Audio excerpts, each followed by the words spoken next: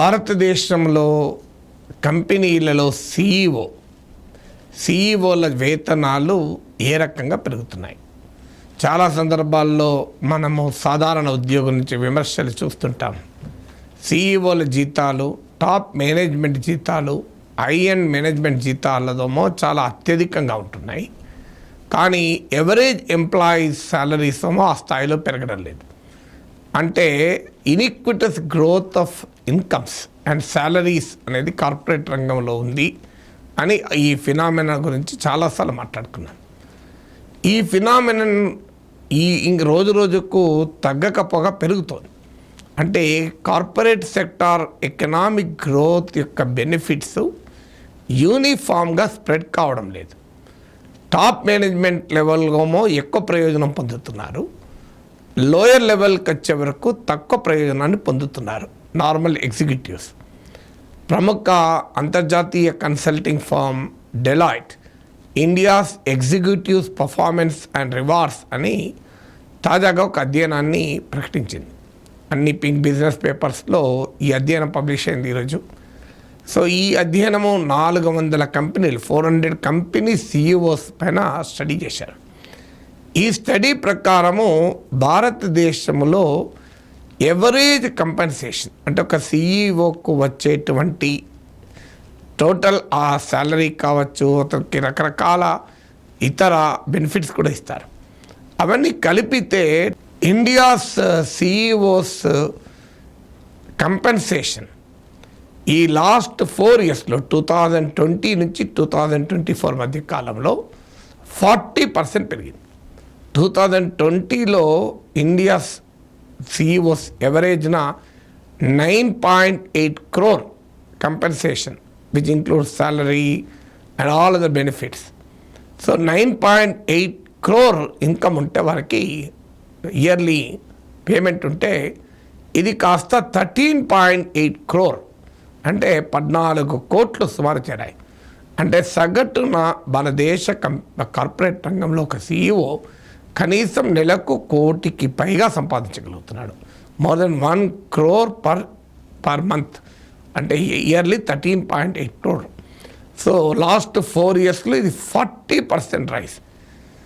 అందులో దాని ఫలితంగా వస్తున్న పరిణామం ఏంటంటే yearly 20 crore and above compensation అన్న పదానికి మీనింగ్ ఏంటంటే సాలరీ, రకరకాల ఇతర బెనిఫిట్స్, స్టాక్స్ అన్నీ కలిపితే.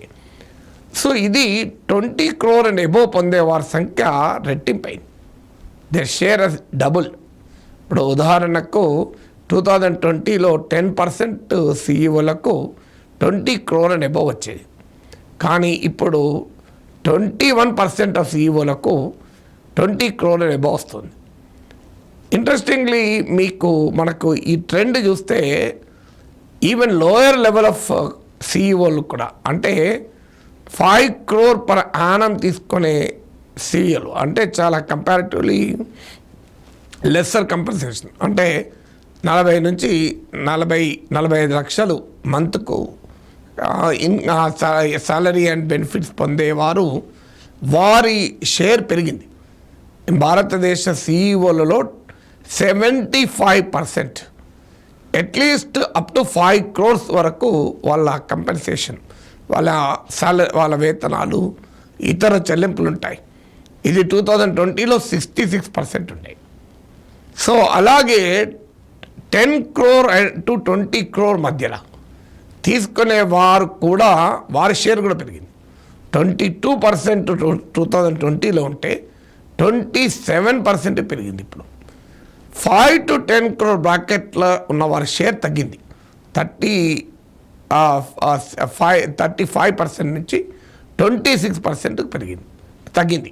అంటే దీని ఇండికేషన్ ఏంటి? మొత్తం డేటా ఒకటి, భారతదేశంలో ఆన్ అన్ ఎవరేజ్ 13.8 crore ఒక సిఈఓ పొందుతున్నాడు. 4 ఏళ్ల క్రితంతో పోలిస్తే 40% ఎక్కువ. సిఈఓల వేతనాలు రోజు రోజుకు పెరగడం వల్ల 10 crore అండ్ అబోవ్ కంపెన్సేషన్ పొందేవారు గణనీయంగా పెరిగారు. అంటే నియర్లీ 50%కు అట్లీస్ట్ 10 కోట్ల వేతనం ఉంది. సంవత్సరానికి, అంటే నెలకు ₹1,00,00,000 వేతనం ఉంది. ఇందులో నేను ఇక ప్రమోటర్ సీఈఓలు, ప్రొఫెషనల్ సీఈఓలు ఉంటారు. ప్రమోటర్ సీఈఓ అంటే ఆ కంపెనీ ఓనర్ కమ్ సీఈఓగా ఉంటారు. అతను కూడా ఎంతో కొంత శాలరీ తీసుకుంటాడు కంపెనీ నుంచి. ప్రాఫిట్లలో మళ్ళీ షేర్ ఎలాగో ఉంటుంది. ఇప్పుడు ముఖేష్ అంబానీ కూడా ఆయన మేనేజింగ్ డైరెక్టర్, చైర్మన్ పోస్ట్లో ఉంటే దానికి తగ్గట్టుగా పారితోషికం కూడా తీసుకుంటారు. సో అలా ప్రమోటర్ సీఈఓలకు ఇంకా ఎక్కువ పెరిగింది. ప్రొఫెషనల్ సీఈఓ అంటే వారి మేనేజ్మెంట్లో భాగం తప్ప ఓనర్షిప్లో భాగం కాదు. ఆ కంపెనీ వాళ్ళు పెట్టలేదు, వేరే వాళ్ళు పెట్టిన కంపెనీని వాళ్ళు నడుపుతున్నారు. వాళ్ళని ప్రొఫెషనల్ సీఈఓస్ అంటారు. సో కార్పొరేట్ రంగంలో సీఈఓలు, టాప్ మేనేజ్మెంట్ల సాలరీ పెరగడం ఒక రకంగా కార్పొరేట్ గ్రోత్ ఇండికేషనే. కానీ అదే సమయంలో ఓవరాల్ వర్క్ ఫోర్స్ యొక్క సాలరీస్ ఈ స్థాయిలో పెరగడం లేదు. ఓవరాల్ వర్క్ ఫోర్స్ డ్రైవ్ చేసి నడిపించి పనిచేసే వారి సాలరీస్ పెరుగుతున్నాయి. అందుకే మేనేజ్మెంట్ ఎడ్యుకేషన్కు డిమాండ్ ఎంతగా పెరగడానికి కూడా కారణం. అందులో కూడా టాప్ మేనేజీరియల్ కెపబిలిటీస్ ఉన్నవాళ్ళు సీఈఓలుగా మారుతారు. సో ఆ టాప్ మేనేజీరియల్ కెపబిలిటీస్ ఉన్న వారికి అడ్వాంటేజ్. అంటే ఎకానమీలో వస్తున్న టెక్నాలజీ రంగంలోనూ ఎకనామిక్స్లో కూడా వస్తున్న చేంజ్ ఏంటంటే, if you are highly talented, if you are highly skilled, if you are highly placed, నీ ఆదాయము అనేక రేట్లు పెరుగుతూ వస్తుంది, అవకాశాలు కూడా పెరుగుతున్నాయి. కానీ అదే సమయంలో మిడిమిడి టాలెంట్తో ఉంటే, లిమిటెడ్ టాలెంట్తో ఉంటే, మీడియాకర్ పర్ఫార్మెన్స్ లెవెల్లో ఉంటే మాత్రం ఈ కాంపిటీటివ్ ఎకనామిక్స్లో నిలబడడం సాధ్యం కాదు అనేది ఈ సీఈఓల వేతనాల సర్వే మనకు చెప్తున్న సారాంశం.